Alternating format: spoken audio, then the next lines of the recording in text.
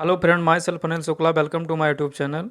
Previous videos में हम वैदिक कालीन शिक्षा एवं बौद्ध कालीन शिक्षा तक स्टडी कर चुके हैं। इसी क्रम में आज हम स्टडी करेंगे मध्यकालीन, जिसे हम मुगल कालीन शिक्षा या मुस्लिम कालीन शिक्षा भी कहते हैं। तो स्टार्ट करते हैं।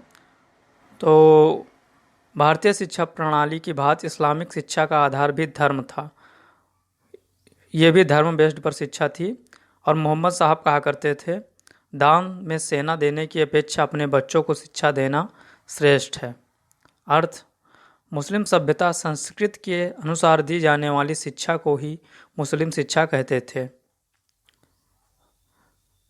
शिक्षा व्यवस्था, संपूर्ण मुस्लिम शिक्षा व्यवस्था मकतब तथा मदरसों पर आधारित थी।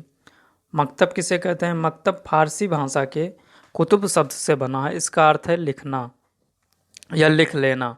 इस अर्थ में मकतब वह स्थान है जहाँ बालक लिखना सीखता है। मस्जिद के साथ लगे प्राथमिक विद्यालय को मकतब कहते हैं। प्रत्येक मस्जिद के साथ एक मकतब लगा होता है जहाँ पे मुस्लिम बच्चों को प्राथमिक शिक्षा दी जाती है। इसमें जो प्रवेश पाने की आयु थी वो 4 से 5 वर्ष के बीच में थी। मदरसा, मदरसा शब्द फारसी के दर्स शब्द से निर्मित था। इसका अर्थ है व्याख्यान देना। मदरसा वह स्थान है जहाँ भाषण दिए जाते हैं।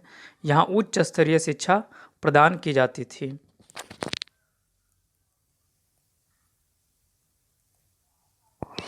नेक्स्ट है हमारा अध्ययन पद्धति। अध्ययन पद्धति कैसे थी? प्राथमिक स्तर पर मौखिक रूप से शिक्षा प्रदान करने पर बल दिया जाता था। प्राथमिक शिक्षा तो जो थी वो ज़्यादातर मौखिक ही दी जाती थी। लकड़ी की पट्टी पर काली स्याही पर भी लिखा जाता था। शिक्षण माध्यम, इस युग में शिक्षा का माध्यम फारसी था, फारसी तथा अरबी।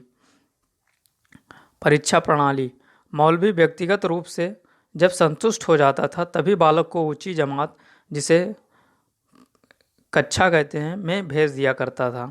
विभिन्न स्तरों की शिक्षा प्राप्त करने पर बालक को कामिल, फाजिल तथा आलिम की उपाधियां प्रदान करा दी जाती थी। मुस्लिम शिक्षा प्रणाली में जो टीचर होते हैं उनको मौलवी कहा जाता है। पाठ्यक्रम कैसा था? मदरसों में फारसी भाषा, व्याकरण, दर्शन, धर्मशास्त्र तथा सैन्य व्यवस्था आदि की शिक्षा प्रदान की जाती थी। छोटे छोटे बालकों को कुरान की इबादतें कंठस्थ कराई जाती थीं। नेक्स्ट है हमारा विशेषताएं। मुस्लिम कालीन शिक्षा की विशेषताएं क्या थी? शिक्षा मौखिक एवं व्यक्तिगत थी। शिक्षा निःशुल्क हुआ करती थी। शिक्षा व्यवस्था राज्य के संरक्षण में की जाती थी। स्त्री शिक्षा, स्त्री शिक्षा में केवल शाही घराने व कुलीन वर्गों की बालिकाएं शिक्षा सुविधा का लाभ उठा पाती थी। इस मुस्लिम कालीन शिक्षा का एक प्रमुख दोष था, उसमें सभी लड़कियों को शिक्षा ग्रहण करने का मौका नहीं मिलता था। केवल शाही घराने व कुलीन वर्गों की बालिकाएं ही शिक्षा का लाभ उठा पाती थी। बाद में बाबर की पुत्री कुलवदन बेगम ने हुमायूंनामा लिखा और स्त्री शिक्षा की नींव रखी। प्रवेश की आयु, मकतब में प्रवेश की आयु 4 से 5 वर्ष के मध्य की होती थी। प्रवेश करने से पहले प्रत्येक छात्र का उपनयन संस्कार की तरह बिस्मिल्लाह संस्कार किया जाता था। वैदिक काल में उपनयन संस्कार किया जाता था प्रवेश की जो आयु होती थी उस समय, और इसमें बिस्मिल्लाह संस्कार किया जाता था। कुरान की भूमिका तथा 55वां व 51वां अध्याय सामने रखकर कुछ आयतों का पाठ किया जाता था।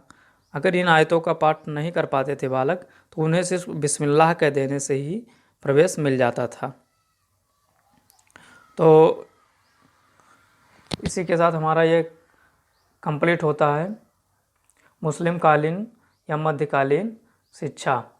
अब नेक्स्ट वीडियो में हम स्टडी करेंगे स्वतंत्रता से पूर्व एवं स्वतंत्रता से बाद की शिक्षा, और इसके बाद ये चैप्टर कंप्लीट हो जाएगा। अगर आप हमारे चैनल पर नए हैं तो सब्सक्राइब कर लीजिए और इसे ज़्यादा से ज़्यादा लोगों के पास शेयर करिए। Thanks for